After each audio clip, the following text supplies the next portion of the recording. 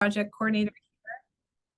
Hi, I'm Jamie Brewer. I'm a project coordinator here at Neomed within the Best Center, and I do all things Project Echo within our center.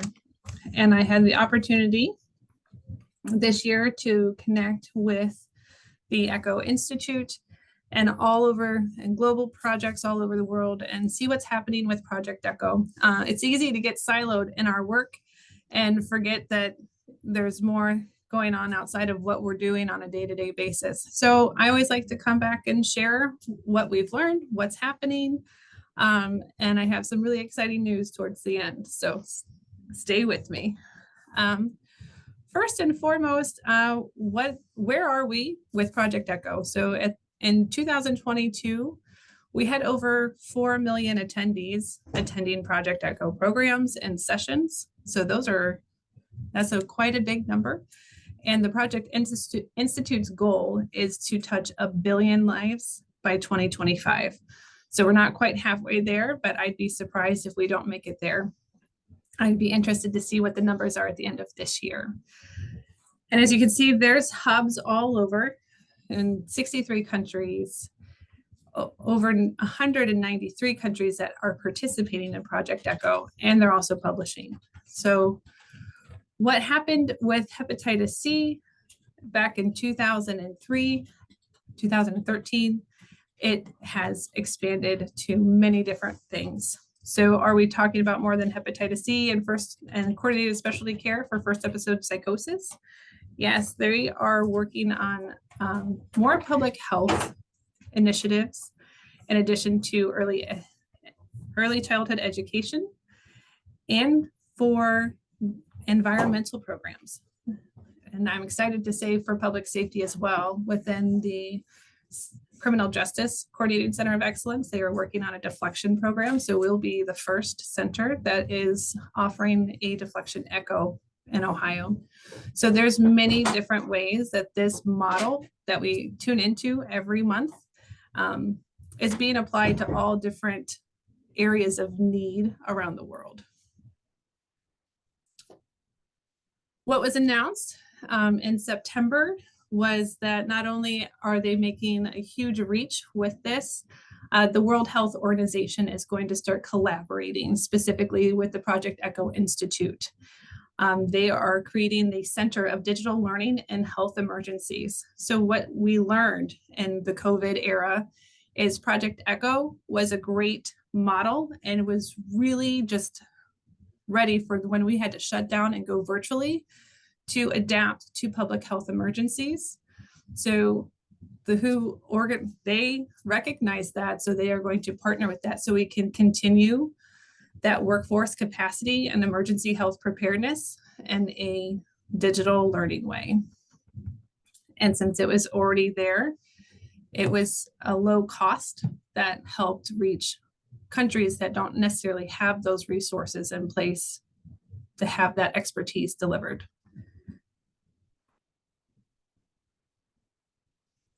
In one of our sessions, we learned about this resilience workbook. And this workbook is available to anybody and it is free. It is a program which our department chair is part of about the introduction to resilience and building our internal resources. That link that you see there on the slide that you will be receiving is how you can get your free digital version of the workbook. And it was put together by interprofessional team of all the different challenges that communities face and resilience.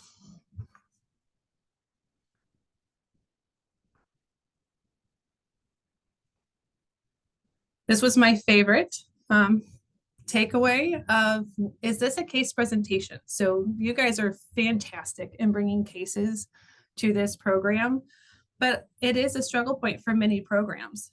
And when you use the term case, it's like, oh, do I have a person? Is there a client or a participant or somebody specific that I have a question on? And we don't have to limit ourselves to that. You can do a simple question. It can be a barrier to treatment in your agency or in the community as a whole. It does not need to be specific to an individual. And I think we had a great example to that last month when It wasn't necessarily a problem being presented to the program. It was, hey, this person is doing really well. This is what we've done well. And we still learned that, there's still different things that the community can bring to that particular situation to continue the treatment for that person. So when you think about, oh, next month I have to bring a case presentation, no question is too small for a large group. Everybody struggles with different barriers, and it doesn't have to be specific to an individual. And also, just when you're thinking of what you need to bring for the case presentation, I know sometimes we do ask a lot of information, but they are not required informations. So if you can provide the situation, the background, what assessments may or may have been done, and what type of recommendation you're looking for, and it's called the S-bar, it'll really help kind of reframe what it is you are expecting to bring.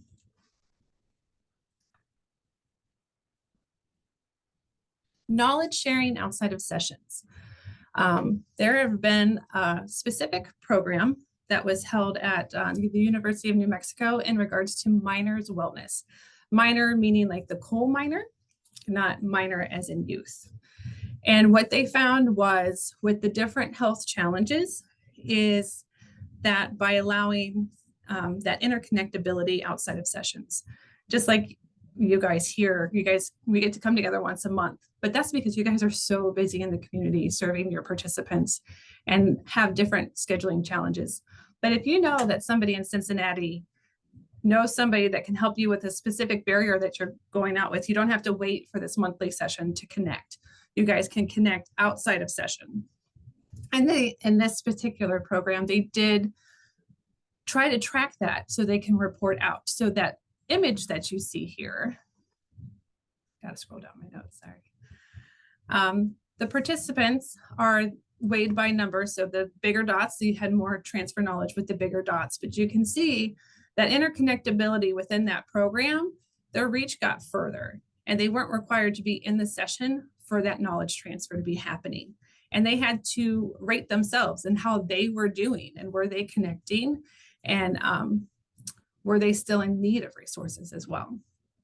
So that was an interesting study, and wanted to share. And this also just goes to evaluating that collective efficacy within that same program of lessons learned, the self-reported changes in self-efficacy, the collective efficacy, and the knowledge transfer among members. They did this using a number of surveys beyond quantifying the number of knowledge sources, the extent to which members of different stakeholder groups receive knowledge from members of their own versus different stakeholder professions. This analysis helped assess to the extent which participants acquire novel information from diverse sources. Patterns of the group members' knowledge transfer were analyzed using methods and insights from a social network analysis. So this is just kind of a tidbit, and also wanted to share. And now for my exciting news is there is a new IECHO, and that's not a term that any of you know at this time, but within our program right now, there's an IECHO legacy database in which I store attendance, didactics, cases, and all of that information so that we can do the required reporting to be an ECHO hub. And it wasn't a public-facing platform for anybody else to use except for coordinators, basically, and some program leads. So what the ECHO Institute thought was, we really want to reach 1 billion lives. And how is somebody in California going to know what somebody in Ohio is going to do? And the number of times you have to click to make those connections are the barrier to connecting them. So there's a new platform, and we will all be getting there. I think we are going to be slated to transfer in the next fiscal year, so not until August of 2024. So brace yourself for change. It won't be immediate, but I have heard back that from one person that has been aware of ECHO and is part of a new program that we are launching within the new platform, that they love this system. So unfortunately, I don't have it recorded, but I plan to get that on recording soon to share with you all. So what does this mean? What is it? It is a platform that is web-based for all things Echo and for all participants to have access to that program information. It is a great content platform. So if you missed last month's session, but you still want the slides, they're going to be there for you. There's also an app. So for those who are busy and have to connect via the phone, you are not going to be restricted to have it on a computer or using that modality. You'll be able to use a device if you have the app. One thing with the new platform is you will not have a distinct Zoom link. So how you get the nice happy reminder emails from me that have the link to join today's session, that will go away in some capacity. It will be an email coming from the platform, like click here to join the session. What that does is it allows the platform to take the attendance, knows who is here, and do that reporting without necessarily a human having to make those data points. It is a change, but I promise you that we are vetting it through other programs before we make you go here. But it is intended to be easier for the user, for you guys to know where the program information is, what's coming up, where are the documents for the program, and it's going to be all in one spot versus having to check your email here or go to a different box where maybe you stored the slides. So it'll all be in one space. And I think I might have covered all the benefits because I get excited.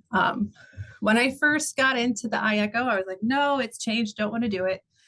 But now that I've been in it for a few months, I'm like, yes, now everything can just go here. There is the automated reminders. So the platform will remind you 30 minutes before the session, hey, you have the FEP Echo coming up. And you can choose there'll be 2 different buttons that you can choose to join.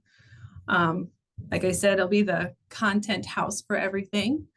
And it'll allow you to find other Echo programs. If you are interested in doing so, there'll be a search feature if you want to see what other coordinated specialty care programs there might be out there in the world. I know there's a couple. They are relatively closed, but there are other Echo programs that you can tune into, and it'll be easy for you to find in this capacity. That is what I had to share for what's going on globally in Project Echo. There's a lot more that is going on, but I think those are the points that maybe just might resonate with everybody here. So I will stop my share and open it up for questions.